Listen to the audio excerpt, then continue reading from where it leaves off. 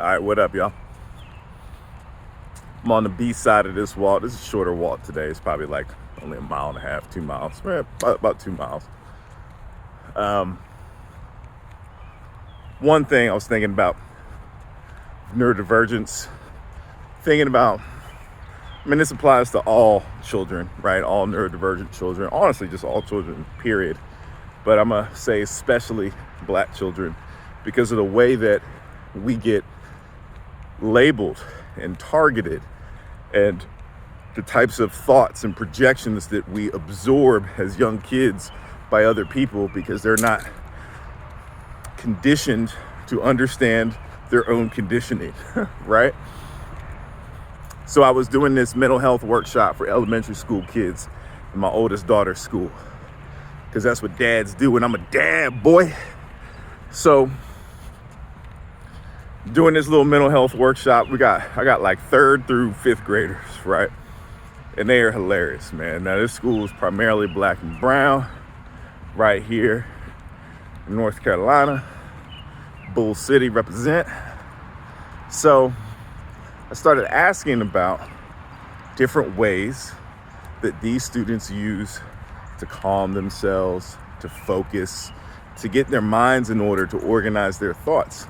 So what are some ways that you organize your thoughts or try to calm your brain so that you can do your homework when you get home? This little boy, he started smiling because he knew he had something funny to say. And I wanted to hear it. And the other kids in the class, they started laughing when they saw his hand come up because they already knew who he was. So I'm reading the cues. I'm looking at the signs.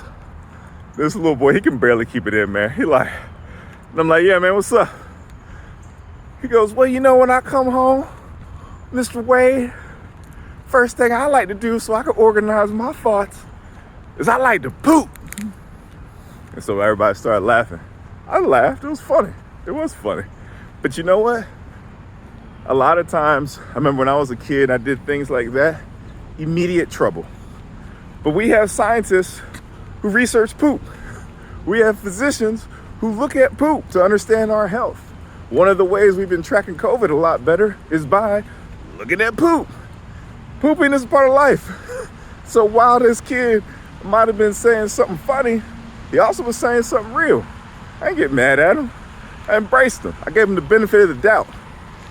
How often do we give students, our children, our partners, our family, and our friends, strangers, the benefit of the doubt? A lot of racism is just, who are you giving the benefit of the doubt to? If in every police shooting, your benefit of the doubt goes to the police, well, why? Why are the police a subjugated class, right? Why are they an underprivileged class? They're not, okay? They should get paid more, but they're not. They're not a marginalized group. They do not experience marginalization, right? So I answered this little kid and I was like, yeah, man, I get it. I spend a lot of time on the toilet when I go home. It's where I do some of my best thinking. So you go home, you got to get it all out. You do your thing, and then what happens next? And he stopped. And he looked at me because I took him seriously. And he said, well, after that, I feel better. And so usually I go home and I sit down, but then he was talking about how there's like a bunch of noise in the background, small home and all this sort of stuff. And so we continue to have a discussion. And so then I introduced something else. I was like, well, one of the things that one of the reasons why I like to think about, I gotta watch out for these sprinklers, y'all. They try to get me. Ah! They just wasting water, man. Just wasting water. People out here starving. Flint still doesn't have clean water. These jokers out here just watering everything. It ain't dry out here, man. We're treating grass more important than people, y'all. What are we doing? What choices? They're choices. I was literally just talking about this earlier on the A side of this walk. So look, man, I said that to the kid and I started walking with him. And then the other kids in the class saw that I was a little different, that I didn't treat them like they didn't have any agency or knowledge over their own bodies and their own lives. So when I said that to them, and I was like, well, one of the reasons I think about this is I'm ADHD and dyslexic. My brain is really loud. It makes a lot of noise. So I got to think about things to calm me down. Well, they saw this Black man standing in front of them. These are almost all Black and brown students. There might have been like 2 white students in the class. It was like 30 plus kids, or 30 kids about. right? And so one kid said, well, you know what? I think I got that ADHD too, man. My mom says that all the time. And then he just started going off. Yeah, he probably was. He probably was. Reminded me a lot of myself. The point is, why do we take the benefit of the doubt away from children, especially our black children? This world will tear your confidence away for the overwhelming majority of everyone, all people. This world will tear your confidence away.